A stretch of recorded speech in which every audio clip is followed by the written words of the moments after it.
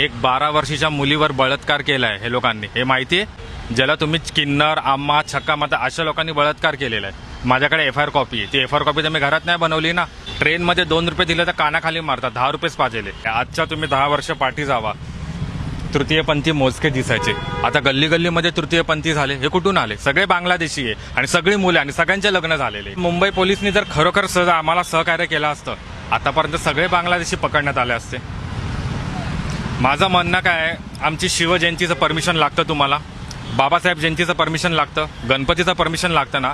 मग रस्त्यावर जे नागडे उघडे जे उभे असतात, जरा ह्यांचं परमिशन दाखवा. हे नक्की कुठच्या अधिकाराच्या आशीर्वादाने उभे राहतात? ते खुल्ले आम. शेवटी कसं ते गळ्याशी आलं तर करतात, पण ह्याच्या अगोदर काही चालू नव्हतं. आम्ही आपला व्हिडिओ बनवतोय, लेटर टाकतोय, काही नाही, तात्पुरतं मारतात आणि नंतर ते दुसऱ्या दिवशी येऊन वापस उभे राहतात. अनेकदा तक्रार दिल्या, अनेकदा